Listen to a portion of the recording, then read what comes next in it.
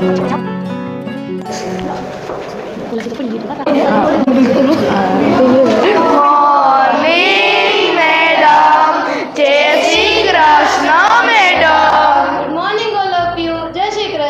down. Thank you madam. Madam Yes, Kayur. આ બધા મને બોલાવતા નથી, મારી સાથે રમતા નથી, હું શું કરું? મેડમ હા બોલો. મેડમ તે અમને નથી પસંદ. કેમ? તે અમારી સાથે થોડા દિવસ રહે છે અને અમારી સાથે ઝઘડો કરે છે. હે Kayur, આવું કરસ? ચાલો આજે હું તમને એક વાર્તા કહું છું આના ઉપરથી. સાંભળવી છે ને? હા. ચાલો આજે વાર્તા કહું છું એ સાંભળજો તમે બધાય. તું તારી જગ્યા ઉપર બેસી જા પહેલા.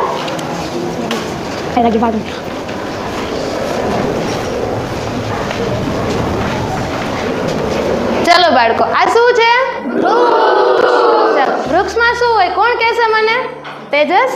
વૃક્ષમાં ફળ, ફૂલ, મૂળ, ડાળી, પર્ણ વગેરે. સરસ, વેરી ગુડ. તો આજની આપણી સ્ટોરી છે ને એ કંઈક આવી જ છે. હવે તમારા જીવનમાં મિત્રો હોય છે. મિત્રો 3 પ્રકારના હોય છે: ડાળી, પાંદડા અને મૂળિયા જેવા. હવે ડાળી જેવા મિત્રોનું કામ શું હોય છે? તો કે તમારી સાથે થોડોક સમય રહે, પછી તો કે જેમ વાવાઝોડું આવે, ઋતુ બદલે એટલે શું થાય? તમને છોડીને જતા રહે. પછી બીજા પ્રકારના મિત્રો આવે છે, કયા? તો કે પાંદડા જેવા મિત્રો.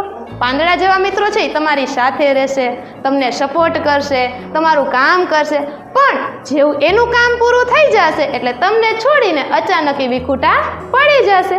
પછી ત્રીજા પ્રકારના આવે છે મિત્રો, એ કયા? તો કે મૂળિયા જેવા મિત્રો. મૂળિયા જેવા મિત્રો છે એ શું કરે છે? તો કે હંમેશા જીવનભર તમારી સાથે રહે છે.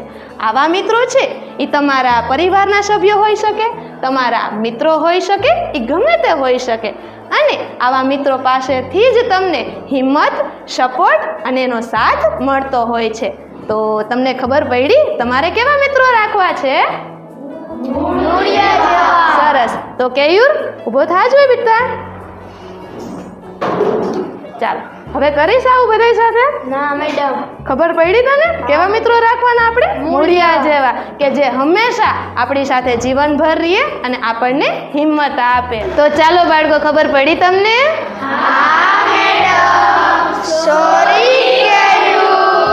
હવેથી આપણે બેસ્ટ ફ્રેન્ડ. આજથી આપણે સાથે રમીશું. સોરી મિત્રો, હવે મને પણ ખબર પડી ગઈ છે, આજથી આપણે સાથે રમીશું. ફ્રેન્ડ? Yes friend. શાબાશ, very good. KG to PG1 and only second home preschool and elite educational institute.